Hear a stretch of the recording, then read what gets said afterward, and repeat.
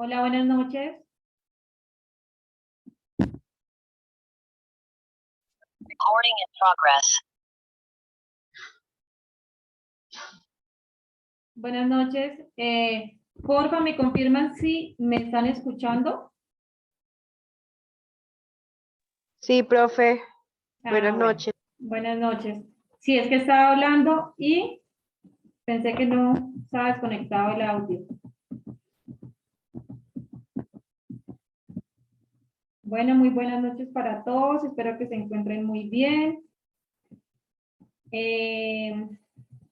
Voy a poner por acá. Bueno, no sé si hace falta alguien o empezamos o esperamos 2 minuticos más a ver si alguien más se conecta. Raro que Jocelyn no se haya conectado. Ella siempre conecta. Esperemos 2 minuticos y empezamos.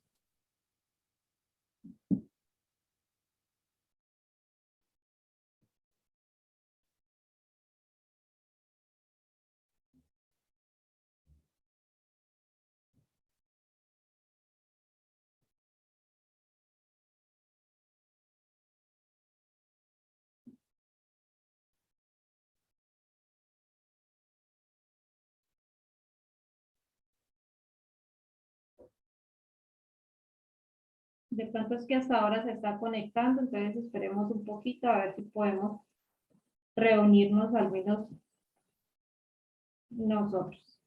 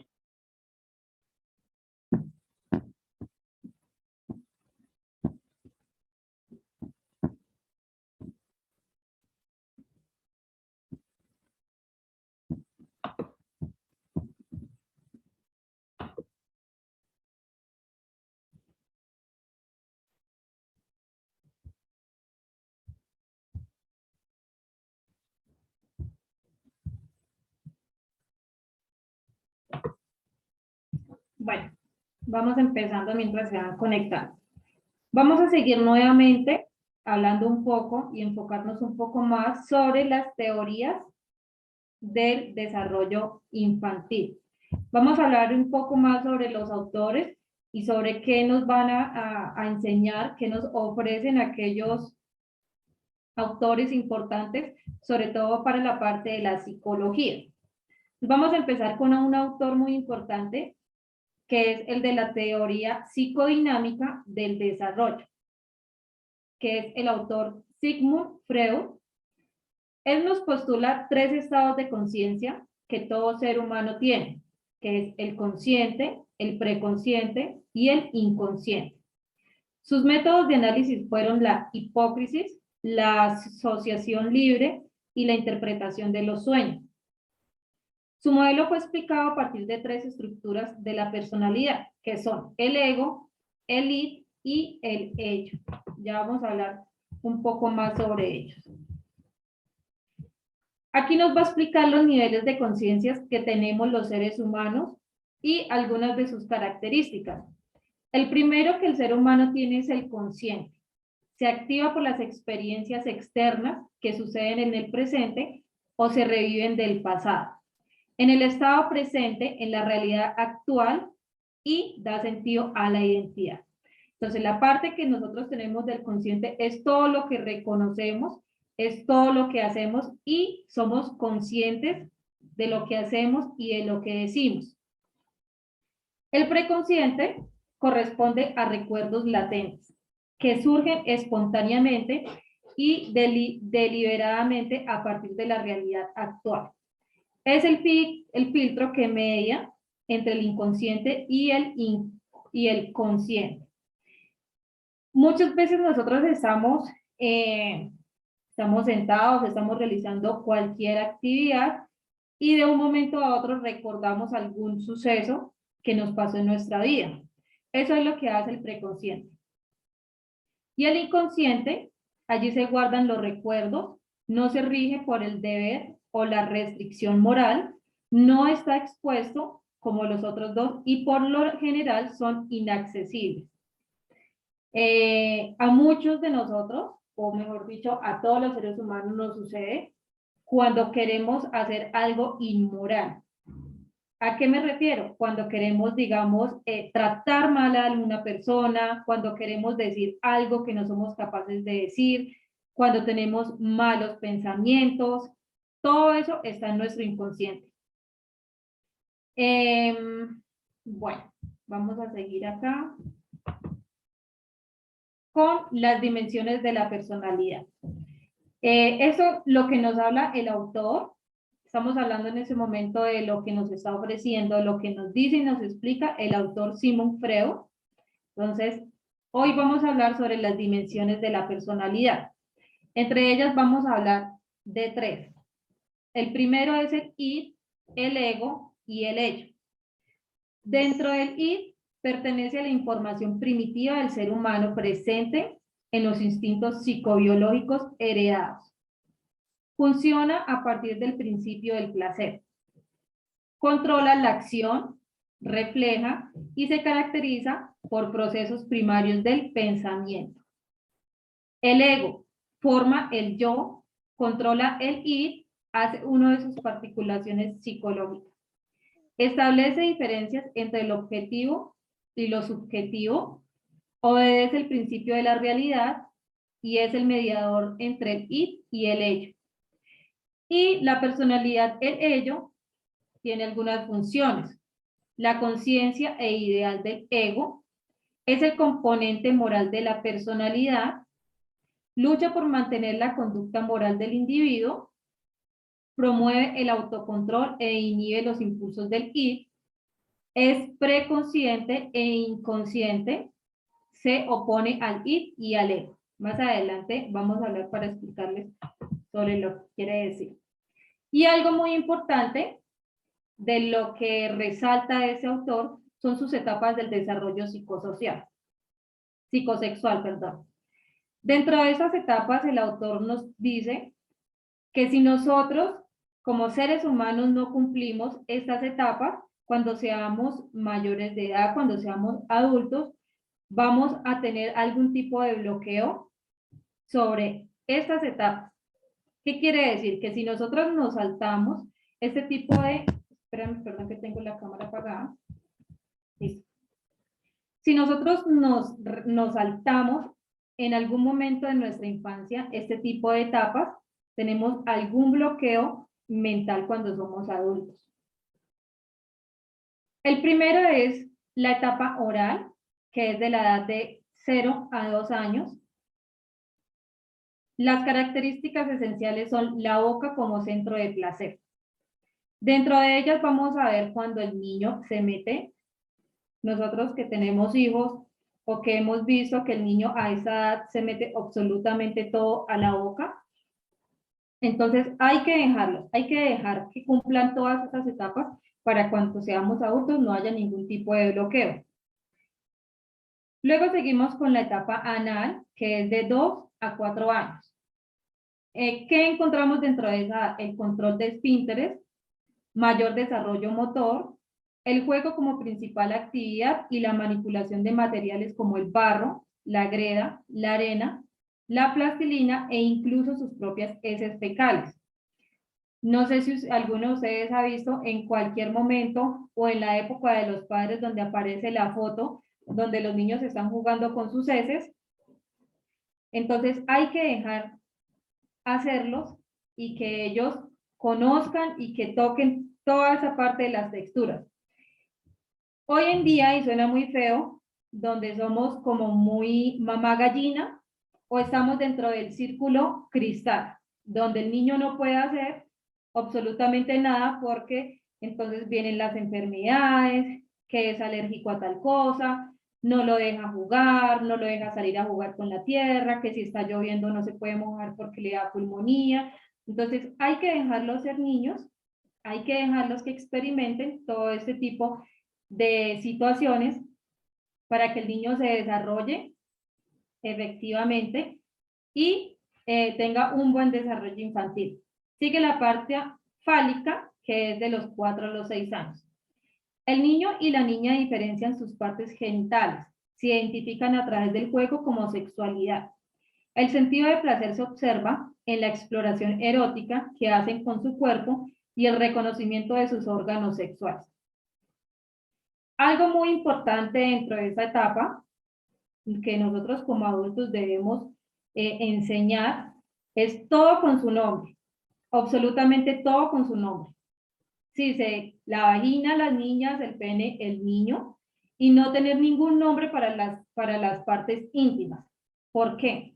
Dentro de la psicología es muy importante para poder, por ejemplo, en algún tipo de abuso sexual, que se ha visto bastante, por ejemplo, en los colegios, que es donde nos hemos dado cuenta, llega la niña y nos ha pasado, es para que tengan en cuenta que todas las partes tienen su nombre y que hay que enseñarles a los niños. Entonces, muchas veces como padres les decimos o le ponemos sobrenombres a nuestras partes íntimas y cometemos un gran error. Les voy a dar un ejemplo que pasó en un colegio en donde la niña llegaba muy dolorida en sus partes íntimas y simplemente le decía a la profesora que le dolía mucho su frijolito. Entonces la profesora no entendía por qué, o sea, ¿qué es eso? ¿Cómo así? Muéstrame y explícame qué es lo que te duele. Y resulta y pasa que la niña, como no sabía muy bien cómo explicar y cuál era el nombre de sus partes íntimas, estaba siendo abusada sexualmente por su padre. Entonces hay que enseñarles para que cuando ellos nos traten de decir, entendamos perfectamente qué es lo que nos quiere decir. Entonces, eso es algo muy importante. Sigue la parte de latencia, que es de 6 a 12 años. Es un desarrollo rápido, inicia con la escolaridad formal del infante. Se caracteriza por su atención por los genitales, deja de ser importante y se desplaza hacia las interacciones sociales. En esa etapa los niños dejan aparte la parte de la intimidad y simplemente se enfocan un poco más en los juegos, en los amigos, empieza su desarrollo psicosocial, entonces empiezan a participar más que en los juegos, que vamos a salir, que vamos a mirar una película, que mire que me gusta tal juego, que me gusta tal muñeco. Entonces, en esa se enfocan más en la parte del juego. Y sigue la parte genital, que es en la edad de 12 años en adelante, es donde empieza la pubertad y aparecen los rasgos característicos de la sexualidad, tanto en mujeres como en hombres. Bueno, aquí vamos a hablar un poco más sobre la psicodinámica. Ay, ahí escribí más, ahorita lo arreglo. De Erikson. Él es un psicoanalista que afirma que las personas deben atravesar por 8 etapas para un desarrollo sano. Dentro de estas etapas del desarrollo psicosocial, vamos a hablar un poco sobre el infante, el niño, preescolar, estudiante, adolescente, adulto joven, adulto mediana edad y el adulto mayor. Dentro de esas etapas, al igual que Sigmund Freud, él dice que si nosotros no saltamos este tipo de etapas, también vamos a tener un bloqueo cuando seamos adultos. Entonces, es importante resaltar cada una de ellas que ya vamos a hablar. Las etapas del desarrollo psicosocial de Erikson abarcan una serie de conceptos que permiten entender cómo evolucionan los seres humanos desde la infancia hasta la edad adulta. Se considera la base de la teoría evolutiva y se compone de 8 estadios, cada uno marcado por un conflicto. La resolución de cada conflicto en su debida etapa es lo que permite a la persona encontrar un potencial de crecimiento. Si esto no ocurre, es de esperar que se presenten problemas a la hora de afrontar retos.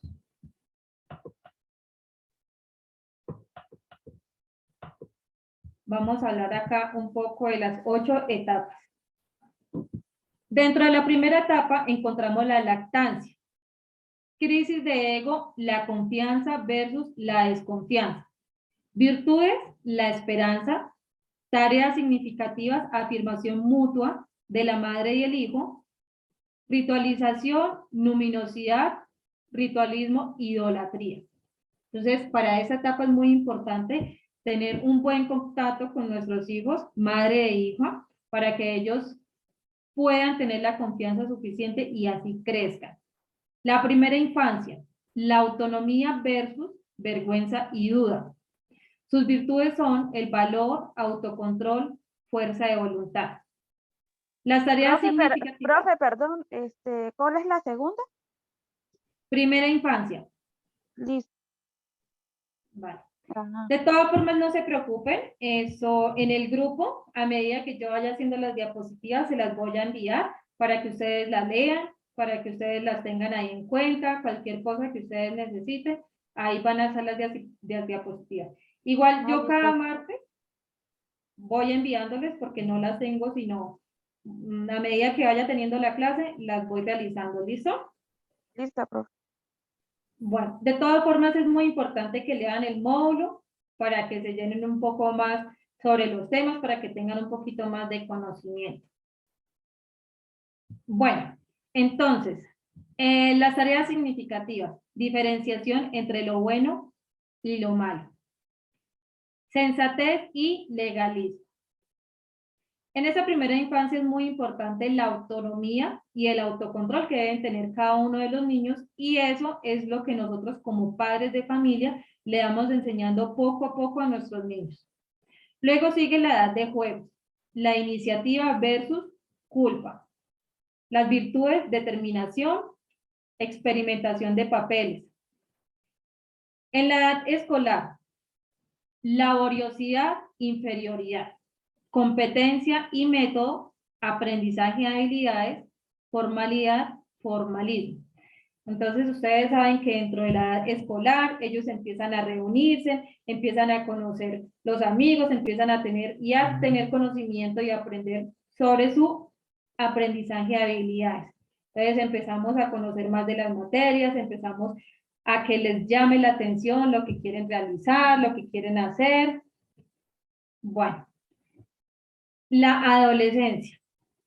Ya todos sabemos que la adolescencia es una etapa complicada, es una etapa de rebeldía, es una etapa donde para ellos no los comprendemos, nunca hemos sido adolescentes, mi mamá no me entiende, mi papá tampoco, yo quiero hacer esto, yo quiero hacer lo que quiera, bueno, tal cosa. Que mi amigo dijo esto, que mi amigo sí pudo, que yo quiero hacer, que yo quiero salir. Entonces, en la adolescencia es la etapa más difícil que nosotros tenemos como seres humanos. Dentro de la crisis de ego se maneja la identidad versus la confusión de papel. El amor y la devoción, el establecimiento de la filosofía de la vida, la ideología y el totalismo. Luego seguimos en el estado de adulto temprano. Empezamos. La intimidad y el aislamiento, amor y afiliación, relaciones sociales mutuamente satisfactorias, afiliatividad y elitismo. Luego sigue el estado adulto medio, la generatividad versus el estancamiento, el afecto y producción, la perpetuación de cultura, generacionalidad y autoritarismo. Entonces, dentro de ese estado de adulto medio es donde vemos que empezamos con las responsabilidades, la responsabilidad de la familia, la responsabilidad del trabajo, donde empezamos a trabajar por lo que necesitamos, por lo que nos gusta y por lo que queremos, y empezamos a producir todo lo que hemos aprendido porque tenemos deudas, porque tenemos que cumplir nuestras necesidades. Y el estado de adulto tardío, integridad del ego y la desesperación. Sabiduría, aceptación de la conclusión de la vida, integridad y sapientinismo. Dentro del estado del adulto tardío ¿Por qué hablamos de la desesperación? Porque cuando llegamos a un adulto, cuando vemos y hablamos, no sé si han compartido alguna vez la experiencia con un adulto mayor, entonces llega ese momento de desesperación, llega el momento donde llegan las enfermedades, donde estamos pensativos, donde qué va a pasar con nuestra vida, vamos a terminar solos, nuestros hijos nos van a acompañar, qué va a pasar cuando yo me quede sin el trabajito, cuando no reciba la pensión. Entonces empezamos a pensar en la muerte, que qué será de mi vida. Entonces es un estado de desesperación cuando llegamos a esa edad. Igual, más adelante vamos a hablar un poco sobre estas etapas más a profundidad. Luego siguen las teorías conductuales, que es algo en lo que se enfoca la parte de la psicología y que ha sido muy importante. En esas teorías encontramos dos exponentes importantes, como fueron Pavlov y Watson, quienes en sus estudios de laboratorio explican los principios del aprendizaje como el condicionamiento clásico y el condicionamiento operante. Cabe resaltar que dentro de la psicología, el conductismo es como una de las teorías más importantes porque es lo que nos demuestra que por medio de la observación nos vamos desarrollando y vamos demostrando nuestra conducta. Entonces, vamos a hablar un poco del condicionamiento clásico y qué es el condicionamiento clásico. El condicionamiento clásico puede referirse en el hombre al aprendizaje de respuestas emocionales específicas. Ejemplo, el miedo o incluso el desarrollo de fobias en las que el sujeto asocia un estímulo neutro o un estímulo considerado temeroso. Para ser un poco claros, entonces yo les dejé acá un ejemplo. Vamos a hacer un ejemplo sobre qué es el condicionamiento clásico. Dentro de estos dos condicionamientos, quiero recalcar que ellos, como les hablaba en la clase anterior, se maneja un refuerzo positivo y un refuerzo negativo en cada uno de estos ejemplos. El timbre del receso. En los colegios anuncian la llegada del receso. A fuerza de repetirse, los alumnos la asocian a las sensaciones de libertad y reposo que experimentan en el recreo. Otro ejemplo, por ejemplo, son los traumas emocionales. Un ejemplo, vamos a hablar de un lugar que a mí, por ejemplo, me hace sentir como un condicionamiento clásico. Por ejemplo, dentro de un hogar, de una vivienda donde ustedes vivían, donde ustedes vivieron algún tipo de maltrato físico o psicológico, el pasar al lado de ese hogar, de esa vivienda, simplemente le trae como un trauma emocional de miedo, de tristeza, como de angustia, pasar por ese sitio. Entonces, a eso se refiere el condicionamiento clásico. Ahora vamos a hablar del condicionamiento operante.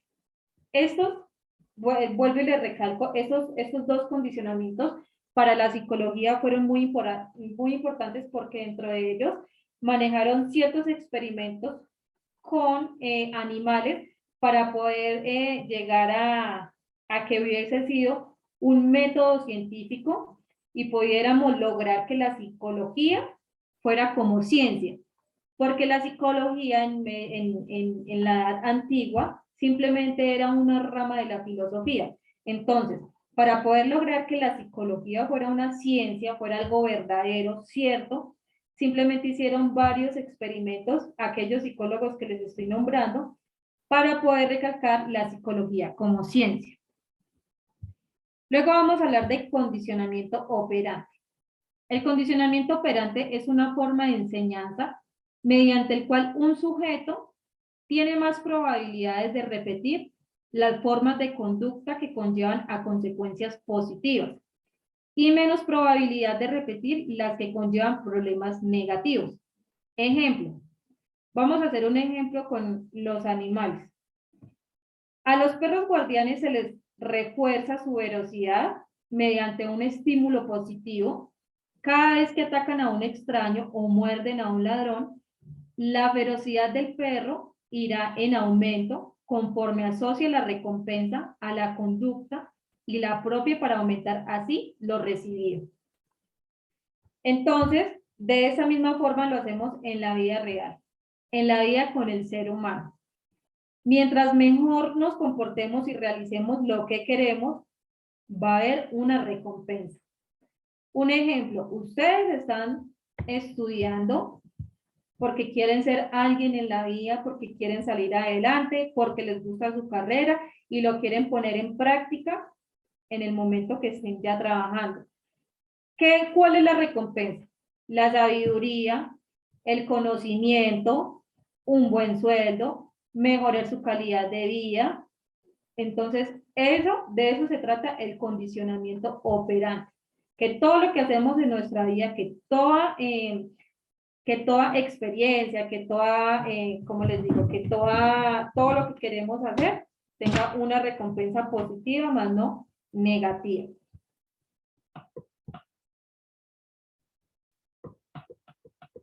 Entonces, para que tengan en cuenta, por ejemplo, de lo que hemos venido hablando y para que tengan un poco de conocimiento sobre la psicología. La psicología simplemente no es, a ver si ya se conecta. Bueno, la psicología simplemente no es para locos, o que cierta persona me lee la mente, o que simplemente la psicología hace que me lea la mente, o que ya sabe cómo me estoy comportando. No. La psicología es un método científico, es algo que ya está comprobado y que ya es ciencia, y que trae varias teorías que comprueban el comportamiento del ser humano. ¿Cómo nos comportamos? ¿Qué es lo que tenemos que hacer? ¿Cómo nos comportamos en nuestra vida? Y cómo nos afecta lo que hacemos o lo que nos pueda brindar las demás personas. Ahora, ¿por qué la importancia de la infancia? ¿Por qué la importancia del desarrollo infantil? Porque todo lo que venga de nuestra niñez, de eso queda enmarcado para nuestra vida adulta. Cuando ustedes tengan alguna dificultad, cuando tengan miedos, cuando no sean capaces de poder solucionar algún conflicto, todo eso viene enfocado en lo que yo les estoy hablando. Si cuando somos niños no nos dieron la confianza, no fuimos autónomos, no nos enseñaron a ser autosuficientes, nuestra autoestima no la bajaron o no la subieron cuando fuimos niños, todo recalca cuando nosotros seamos adultos. Las fobias, el estrés, la depresión, las enfermedades mentales, todo apunta que viene desde nuestra niñez. Yo la vez pasada, en la clase pasada, les estaba comentando. Para ustedes, si son padres de familia o cuando sean padres de familia, para que lo tengan en cuenta, de todo lo que abarca el desarrollo infantil, para que lo tengan en cuenta cuando estén trabajando, tengan en cuenta muy bien cómo vamos a trabajar con nuestros niños. El infante, vuelvo y le repito, cuando cumple los 3 años, es cuando completa el 80% de su cerebro. Desde que nace hasta los 3 años, recibe todo lo que tenemos a nuestro alrededor. Palabras, gestos, si la mamá y el papá los hicieron sentir mal, si hubo discriminación, si hubo abandono, todo eso lo recibe el niño. Entonces, para que tengan en cuenta, cuando, por ejemplo, hay peleas intrafamiliar o cuando se afecta psicológicamente y el niño está escuchando, todo lo va a desarrollar cuando sea mayor de edad. Todo se repite porque todo es un círculo vicioso y ellos son como una esponja, absorben absolutamente todo. Entonces, para que tengan en cuenta, cuando trabajemos con nuestros niños, cuando estemos con nuestros hijos, entonces tener en cuenta que todo viene desde nuestra infancia. Ahora, es muy importante que, por ejemplo, cuando estemos con nuestros niños, si nosotros vemos que ellos demuestran un trabajo que no está muy bien, simplemente hay que tener en cuenta las palabras que vamos a utilizar. Muy bien, podemos mejorar, podemos hacerlo mejor. Cosa que el niño sienta que cuando él lo haga, diga, exacto, voy a mejorar, voy a hacerlo, y no decirle, eso está feo, eso está mal, porque muchas veces como padres, y cuando la persona es muy rígida, muy estricta, mal, mal, mal, mal. Entonces el niño va a crecer como en ese ambiente, en ese contexto, de que todo lo que él lo hace está mal. Entonces siempre va a tener la necesidad como de buscar que alguien le diga que sí está bien, que alguien le diga que está mal, y no va a tener autoridad con sus cosas, no va a poderse desenvolver en la vida real. Entonces hay que tener en cuenta cómo tratamos a nuestros niños, cómo trabajamos con ellos. Para ustedes que van a trabajar con infancia de adolescencia, tener en claro muy bien cómo nos vamos a expresar con ellos, y la motivación es muy importante con los niños. Un niño que no esté motivado es un niño perdido, es un niño que no tiene ganas de estudiar, no tiene ganas de hacer absolutamente nada, porque no tiene motivación de aprender. Entonces hay que tener en cuenta todo esto.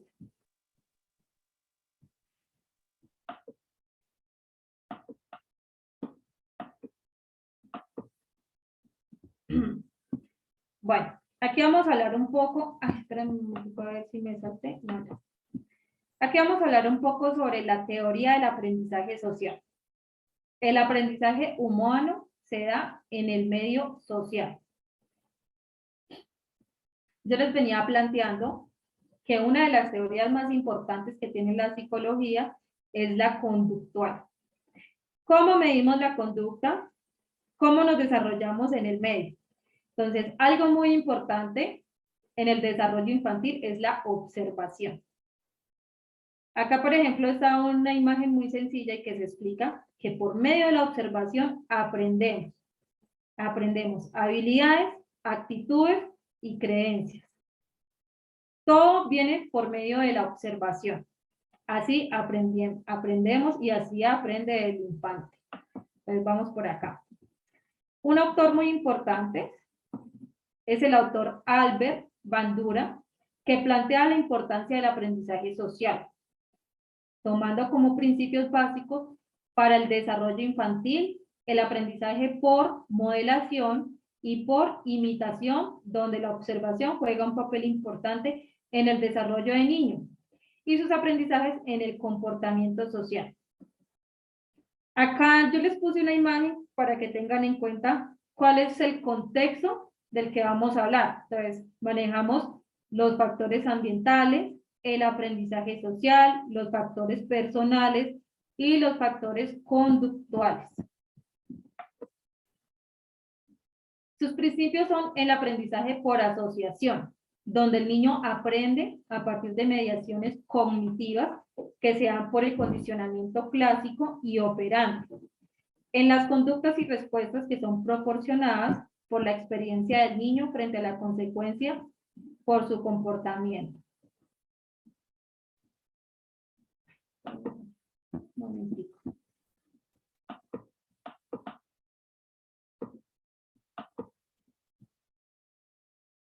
Bueno, los modelos simbólicos. Bueno, acá anteriormente pues ya les había explicado cuál era el comportamiento y de qué se trataba el condicionamiento clásico y el operante. ¿Listo? Acá, los modelos simbólicos y modelos de vida. Establecen las primeras formas, partes de vida a través de los medios de comunicación, que son modelos inmateriales, como por ejemplo los superhéroes que el infante por observación busca imitar, y los modelos de la vida real, donde el niño de manera directa e inmediata está expuesta de igual forma, también imita. Entonces hay que tener en cuenta lo que nosotros hoy en día le estamos mostrando a nuestros hijos y qué le estamos demostrando, qué les estamos enseñando. Porque hoy en día ustedes se dan cuenta que la televisión no muestra nada bueno. Dentro de, por ejemplo, el ejemplo que está acá de los superhéroes. Ustedes ven muchos niños que hoy en día están metidos simplemente en el celular, en los muñecos superhéroes, o sea que no trae nada bueno para la salud mental de ellos, y lo que hacen es imitar. y los modelos de la vida real donde realmente no muestran nada importante y nada bueno. Usted prende el televisor y lo primero que ve, groserías, drogas, cómo robar, la parte del suicidio en los niños. No sé si han visto últimamente ahora lo que están haciendo los menores de edad de meterse en los juegos todo el día y hay como un tipo de, no sé cómo decirle, como de actividades, como de reto, que hoy en día ha habido bastantes suicidios por parte de los niños por este tipo de retos. ¿Y en dónde están los padres de familia que están mirando qué es lo que están haciendo los niños? ¿Qué es lo que están mirando y qué es lo que están aprendiendo? Entonces, eso es muy importante tener en cuenta a la hora cuando estamos con nuestros hijos y mirar qué es lo que están haciendo, qué es lo que están mirando. Entonces, tener en cuenta y sacarle tiempo a lo más importante, que es la salud mental de nuestros niños. Dentro de este, vamos a hablar un poco del reforzamiento vicario. Este experimenta lo que otro hace a través de la observación. Esto significa la posibilidad que tiene el infante de experimentar el refuerzo positivo. Acuérdense que yo la clase pasada les estaba hablando sobre el refuerzo positivo y les hice un ejemplo muy fácil que es, tú te portas bien, sacas buena nota, te va muy bien en el colegio y mañana vamos y comemos un helado. Entonces, eso es como una motivación que se le hace al niño, que él sabe que va a sacar buena nota y se va a comer su heladito. Entonces, eso es un refuerzo positivo frente a un comportamiento moderado. Y el castigo vicario hace referencia al aprendizaje por observación sobre los efectos del castigo suministrado como consecuencia de una conducta no deseada. Vamos a hacer un ejemplo. Cuando un adulto trata mal a otro adulto o a un niño y el infante copia este patrón de conducta rápidamente, en el momento que un niño golpea físicamente a otro y no es castigado por el adulto, adoptará instantáneamente este modelo de comportamiento.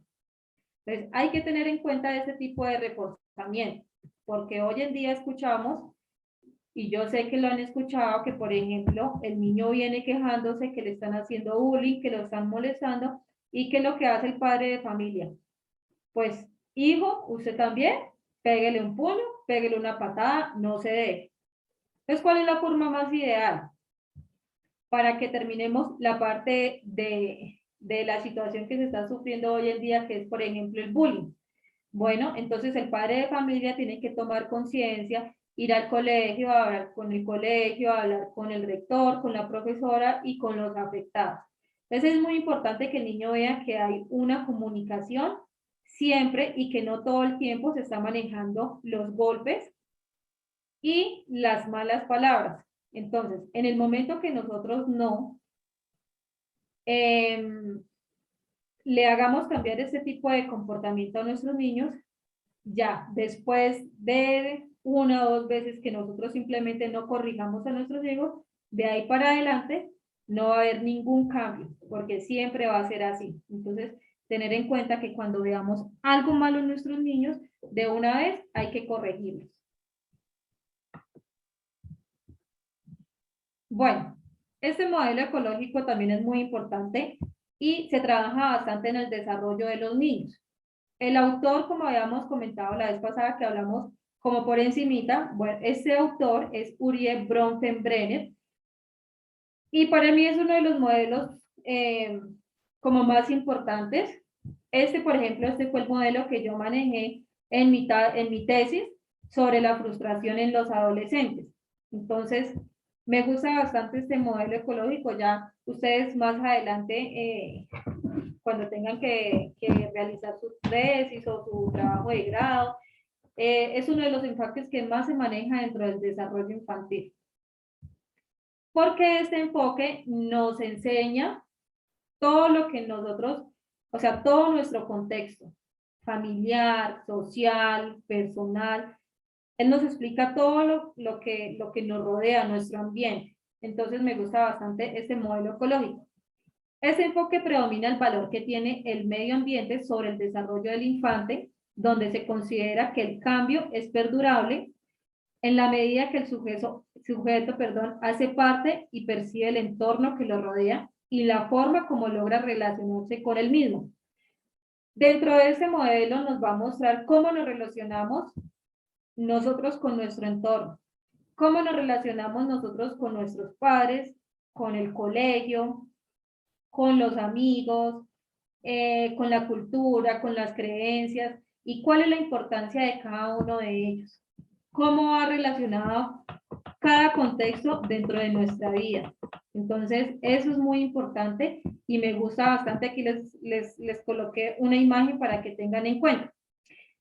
El enfoque ecológico maneja 6 sistemas, que son los contextos que nosotros manejamos en nuestra vida real. Dentro del macrosistema, que es el más grande, entonces, dentro de ellos está el gobierno, el sistema religioso y los valores sociales. Dentro del exosistema está la iglesia, la familia extendida, el gobierno, todo lo que nos muestran y nos enseñan en la televisión, en los medios sociales. Dentro del mesosistema, que es como el contexto importante que está y que comparte dentro de nuestro microsistema, está la familia, el vecindario, el centro escolar, los compañeros, los amigos, y el microsistema somos nosotros. Es nuestro contexto, nuestro sistema, nosotros.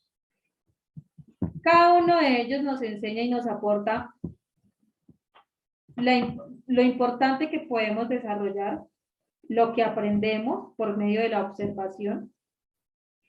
El microsistema somos nosotros, un solo sujeto, lo que nosotros somos, lo que aprendemos.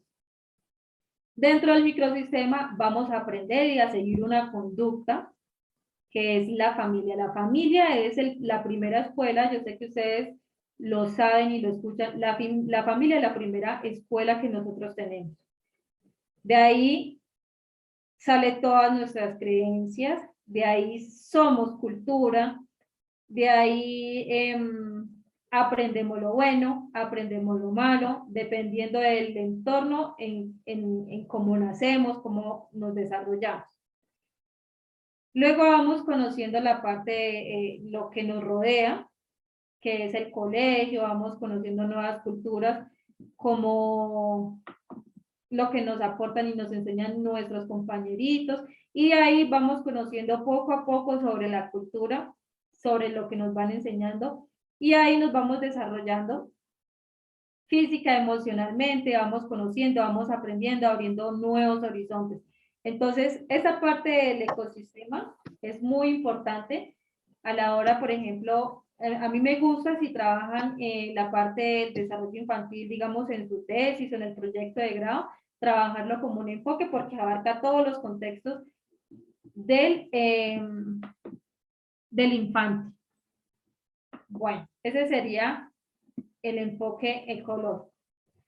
Luego vamos a hablar un poco sobre el modelo cognitivo de Piaget. Piaget es muy importante para la psicología y él nos ha mostrado la parte de la teoría de él es muy importante porque él nos enseña a través de su experiencia cómo logró aprender por medio de sus hijos cada modelo, cada principio, que ahorita les voy a hablar un poco. Él todo lo hizo a través de la experiencia, de lo que vivió con sus hijos. Entonces, este autor es muy importante para el desarrollo infantil. Es el autor más referenciado en lo pertinente al desarrollo infantil. Él inició sus estudios de investigación y se convirtió en biólogo y en psicólogo. Como padre de familia observó cómo crecían sus hijos y le llamó la atención los diferentes procesos que ellos tenían frente al aprendizaje. Piaget logra sistematizar el modelo del desarrollo y plantea los principios del aprendizaje, entre los que menciona la asimilación y la acomodación. Aquí les voy a mostrar los principios o las etapas que él vio cómo se desarrollaban sus hijos y por este medio pues nos está brindando el conocimiento de su teoría. Dentro de la primera etapa sensoriomotora, inicia con el nacimiento y va hasta los 2 años de edad. Se caracteriza por el bebé construye su mundo a través de los sentidos. Su desarrollo cefalocaudal y proximodistal permiten que el niño logre sostener cabeza y coordine sus movimientos tanto de miembros superiores como de los inferiores. Perdón, estoy un poquito agripada y me hago la etapa preoperacional. De los 2 a los 7 años, desarrolló el lenguaje, surge el pensamiento simbólico y establece conexiones más afectivas entre lo físico y lo sensorial. La etapa de operaciones concretas, de los 7 a los 11 años, su razonamiento es más lógico y es capaz de clasificar objetos en conjuntos diferentes. De los 11 años hasta la adultez, ya ha iniciado sus procesos de pensamiento filosófico y es más abstracto. Más adelante vamos a hablar y explicar un poco más sobre estas etapas de la teoría que él nos está enseñando y de lo que vamos a abordar. Luego vamos a hablar sobre el modelo sociocultural de Vygotsky. Él es un psicólogo ruso y se dedicó a estudiar el comportamiento infantil. Sus aportes más representativos que hacen el desarrollo infantil fueron las relaciones con la función de la cultura en el desarrollo intelectual de los niños y niñas, estableciendo 4 criterios para evaluar el entorno. Dentro de ellos, eso va más parte de la biología que lo vamos a explicar mejor y se los quiero como explicar por medio de dibujos más adelante, que está el desarrollo ontogenético, que ya en la primera clase les había hablado un poco sobre ello, desarrollo microgenético, desarrollo filogenético y desarrollo histórico.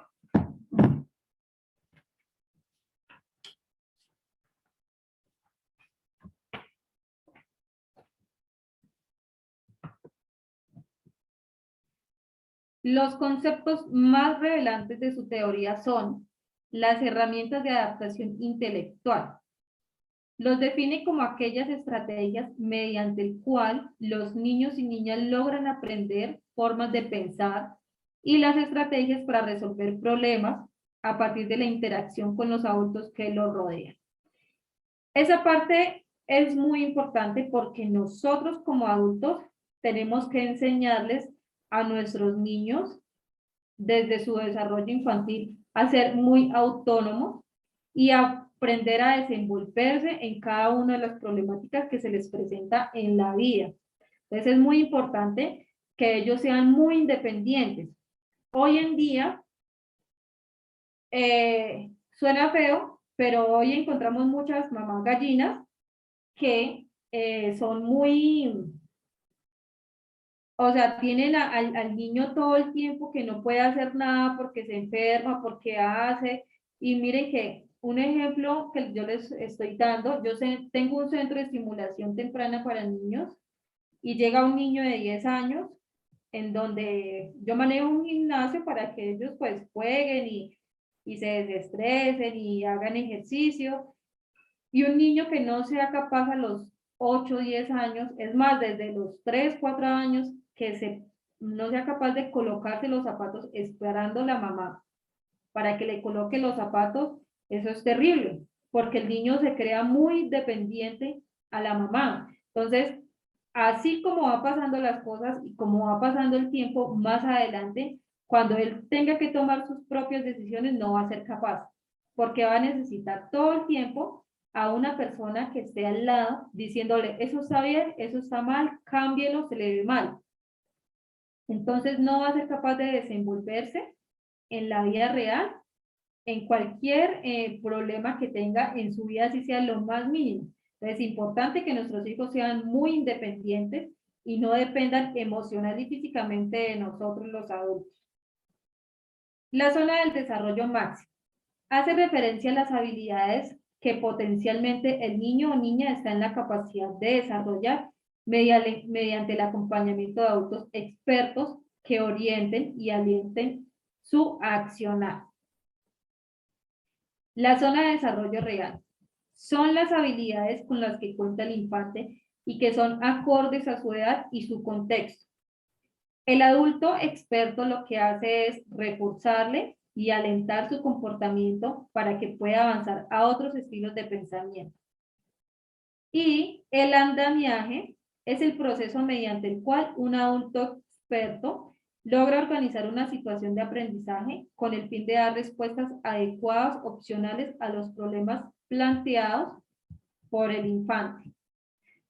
Estos conceptos de la teoría son muy importantes y hay que tenerlos en cuenta a la hora de enseñarles a nuestros niños cómo tienen que desenvolverse, cuál es la mejor forma de reaccionar ante cualquier situación. Debes tener en cuenta y tener conocimiento de cada una de sus teorías. Algo que les quería explicar es que vamos a encontrar miles, cantidades de teorías donde todas son teorías donde todas pueden ser ciertas y es el punto de vista de cada uno de los autores. Entonces, dentro de cada teoría es importante entender que cada una lleva un experimento, que cada una, lo que la persona, lo que el autor dice es porque ya lo ensayó, porque lo comprobó y porque es así. Entonces hay que tener en cuenta cada una de sus teorías porque hay miles. En la psicología vamos a encontrar cantidad de teorías que nos van a enseñar el significado de cada cosa. Pero es muy bueno porque nosotros aprendemos y podemos entender un poco más sobre la vida humana, sobre el ser humano. Muchos de nosotros, por ejemplo, no entendemos por qué nos pasan las cosas, por qué sentimos tal cosa, por qué tenemos esos pensamientos. Entonces, a mí me parece algo tan bonito y tan cierto conocernos, no tanto físicamente, sino emocional. Aprender de conocernos a nosotros mismos, conocer nuestro contexto, qué es lo que nos están enseñando, qué es lo que nosotros le aportamos a la vida. Entonces, muchas veces decimos, bueno, pero esta clase no entendemos que las teorías, pero si ustedes investigan y se van como más a fondo de esos temas, vamos a tener más comprensión sobre nuestra vida, sobre el desarrollo infantil. ¿Por qué un niño actúa de tal forma? No necesariamente necesitamos ser psicólogos para aprender y entender el comportamiento infantil. ¿Por qué ese niño se bota al piso? ¿Por qué ese niño se pataleta? ¿Por qué ese niño se comporta de cierta forma? ¿Por qué ese niño le rapa ese juguete? ¿Por qué ese niño hace tal cosa? Entonces, vamos aprendiendo un poco más sobre la vida, sobre el crecimiento, sobre el desarrollo de nuestros niños. Y a partir de cada uno de esos temas, hasta podemos entender por qué nuestros hijos se comportan de esa forma, o en qué estamos fallando, o qué necesito cambiar como padre o como adulto para que mi hijo crezca de una forma más armoniosa, de una forma mejor, para que desarrolle sus habilidades. Ahora algo que les quiero decir o que les quiero comentar es que muchas veces nosotros como padres o como adultos o como docentes, y dentro de esto hay docentes, no hay que desmeritar si un niño no aprende de tal forma o que ese niño aprende de una forma y este niño no aprende, porque es que tenemos más de 10 inteligencias y las desarrollamos de una forma diferente. Entonces, para que tengan en cuenta y empecemos con nuestros niños, con nuestros hijos, con nuestra sangre, para que tengan en cuenta. Si mi hijo no es bueno para la matemática, se van a dar cuenta que es muy bueno para la lectura, para la comprensión lectura. Si no es bueno para la matemática y la lectura, es bueno para la pintura. Pero todos somos buenos en algo y hay que aprender a explorar y a explotarles esas habilidades que tienen. Entonces, dentro de esas teorías maravillosas que nos muestran nuestros autores, todos son psicólogos, todos tienen su teoría y todos experimentaron de tal forma que pudieron demostrar lo que queremos entender o lo que hemos escuchado. Entonces, es bueno entender lo que ellos nos quieren decir para darnos cuenta que de verdad sí nos hizo falta algo o a nuestros niños les hace falta algo. Entonces, en la mayoría de las teorías que ellos nos muestran, cada una viene por algunas etapas que nos demuestran lo que tenemos que vivir en cada una de nuestras etapas. Entonces, es importante que, por ejemplo, si nosotros ya nos saltamos cierta etapa y que hay algún tipo de bloqueo, por ejemplo, de nosotros como seres humanos, entonces dejar que nuestros niños lo vivan, lo hagan y lo experimenten. ¿Listo? Entonces eso es muy importante. Bueno, hasta acá quedaríamos con nuestras diapositivas, hablamos un poco más de las teorías y los autores. Si alguno quiere expresar algo, si alguien quiere hablar, quiere interactuar, yo los escucho. Profe, una pregunta. Señora. Por ejemplo, si en el salón de clase, ¿verdad? Tenemos niños, ¿verdad? Que ellos no tienen dificultad para integrarse, en jugar, en socializarse entre ellos mismos, pero sí hay un niño o una niña que, como usted dice, ha tenido problemas en el desarrollo, que ha sido por los padres o ha tenido conflictos y tiene problemas psicológicos para poderse integrar al grupo.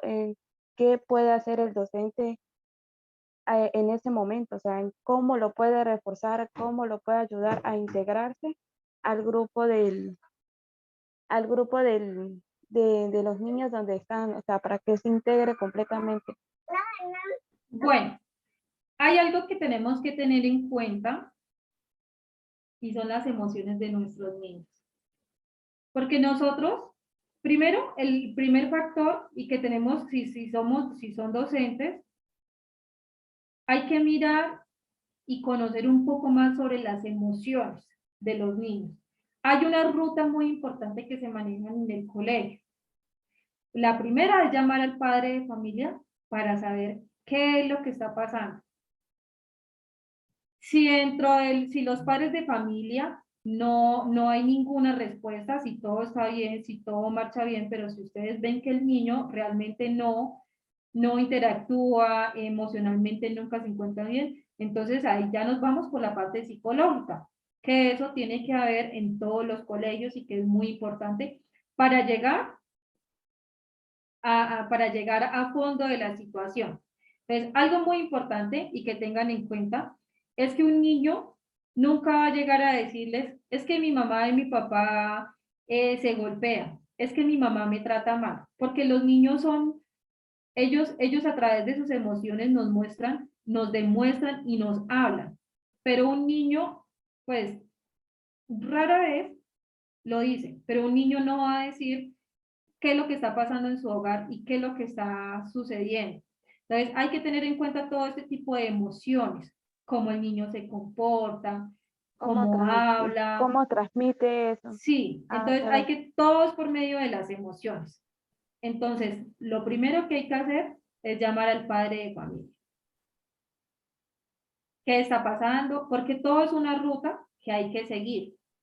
Si el padre de familia o si no hay una solución, pues nos tenemos que ir para psicología e intervenir y saber exactamente qué es lo que está pasando. ¿Listo? Porque es que es muy diferente, por ejemplo, que el docente llegue y trate de relacionar a los niños como a la fuerza y que el niño no se sienta muy bien, pero que el niño no sepa expresar. Entonces siempre es mejor dentro de una institución seguir una ruta. Es muy importante. Pero lo primero que hay que hacer es interactuar y dialogar con los padres de familia. mira, está pasando eso, el niño últimamente llega a eso, no quiere compartir, pero hay algo, que un niño no quiera socializar, que un niño no quiera jugar, que un niño emocionalmente se sienta triste, siempre hay algo y todo viene desde casa. Entonces es mejor seguir la ruta para poder llegar a fondo de cómo hay que intervenir o cómo hay que trabajar con ellos. Sí, ¿Listo? claro, sí, profe, ya entendí. Igualito, profe, igualito cuando hay un problema de abuso o problemas así en su casa, me imagino que el niño va a transferir eso a clase y uno también de estar muy alerta para uno informar al psicólogo y Claro que sí. a la coordinadora y todas esas cosas para que vayan tomando cartas del asunto. Claro que sí. Siempre es muy importante que el docente siga una ruta.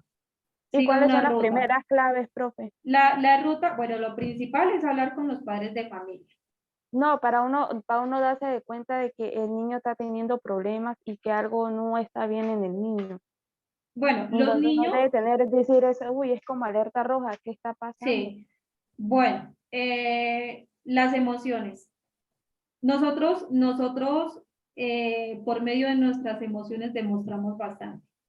Lo que tú dices, un niño que no interactúa, un niño que es callado, un niño que no le gusta jugar, que todo el tiempo lo ves triste, son las principales, son como los principales factores que nosotros decimos, hay algo en el niño, algo está pasando. Podemos preguntarle, por ejemplo, acercarnos al niño. Algo que a mí, por ejemplo, me gusta decir a los docentes es no irnos exactamente a decirles, ¿qué tienes? Porque es que hasta nosotros los adultos, cuando nos sentimos mal, no nos gusta que nos digan, ¿qué tienes? Porque pues hasta nosotros como adultos no nos gusta como decir nuestras cosas, entonces es muy importante, hola, ¿cómo estás? ¿Cómo te ha ido? ¿Qué hiciste hoy? ¿Qué hiciste anoche? ¿Y comiste? ¿Y tal cosa? ¿Y qué te pasó acá? Entonces, irnos suave, sí, Interactuando con él para hay que él vaya que, soltando, si hay sin juguetes, decirle, y claro, sin ir exacto, directo al grano, y es poco a poco con él.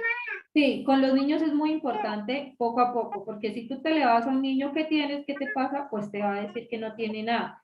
Es más, por medio de los juegos, la mejor forma para nosotros acercarnos a nuestros niños por medio de juegos. Ven, juguemos acá, ¿te gusta esto, tal cosa?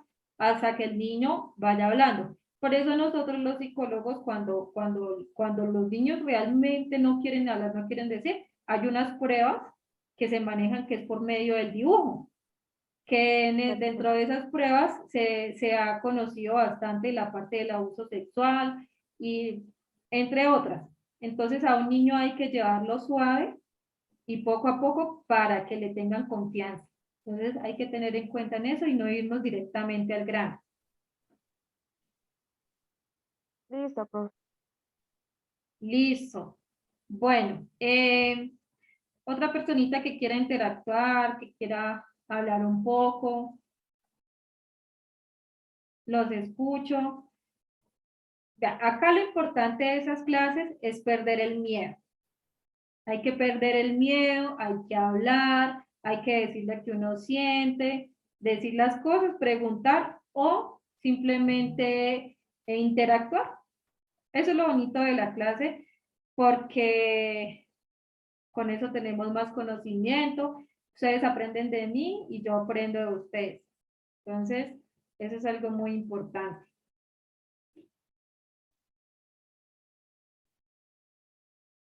No sé si alguien más quiere hablar o ya terminamos hasta aquí. Profe, pues yo sí voy a hablar porque a mí sí me interesa.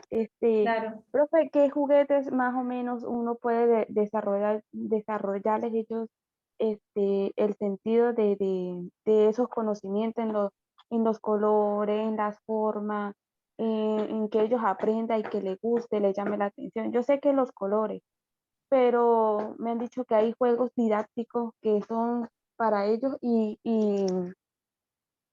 que ellos aprenden rápido. Entonces, pues le preguntaría a usted, profe, más o menos qué juegos cómo interactuamos con ellos, más que todo en la parte del aprendizaje, y que ellos se sientan así interesantes, o sea, que les guste, que les llame la atención, para uno atraer la atención de ellos y que ellos estén entretenidos y aprendan conocimientos nuevos. Bueno, a mí me gusta trabajar la parte didáctica en los rompecabezas. En las fichas Armatodo también me gusta bastante. En los rompecabezas, ¿por qué me gusta? Porque se trabaja toda la parte de la atención. Tú le pones un rompecabezas a un niño y tú ves cómo el niño, o sea, se concentra para poder lograr lo que quiere hacer. Y igual, los rompecabezas también me gustan bastante porque ellos con los rompecabezas, no, perdón, las fichas didácticas, me gusta trabajarlas bastante porque ellos dentro de su imaginación empiezan como a armar que la ciudad, que el carrito, que el muñeco. Entonces, toda esta parte didáctica se trabaja bastante en la atención y la concentración. Entonces, es en lo que más me gusta trabajar, es en eso. Listo, profe. Ajá. Las rompecabezas y los armatodos, y si son más complicaditos para que ellos lo utilicen, mejor porque ahí desarrollan bastante sus habilidades, su imaginación, su concentración, su atención. Entonces, me gusta bastante esos dos jueguitos. Pero igual hay cantidad de juegos didácticos que ellos pueden utilizar. Para la motricidad fina, gruesa, hay bastantes juegos para realizar. Entonces, eso es cuestión como de buscar lo que más nos interesa y nos gusta para que ellos logren un buen desarrollo. Listo, profe. Perfecto. Básicamente sería eso. Bueno, ¿alguien más quiere hablar? ¿Alguien más quiere interactuar?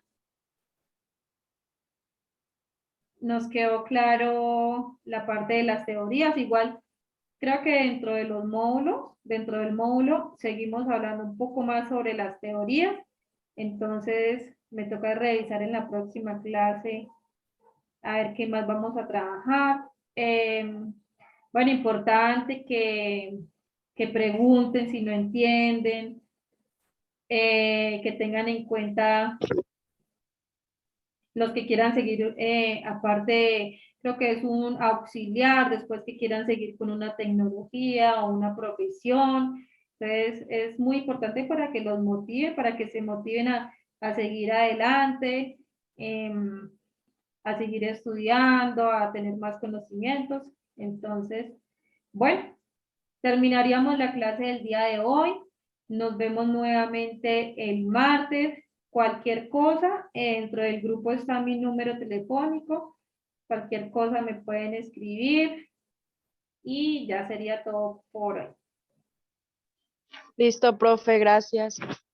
Vale, entonces les deseo una feliz noche, que descansen y nos vemos dentro de 8 días. Listo, profe. Gracias. Hasta luego. Hasta luego, feliz noche.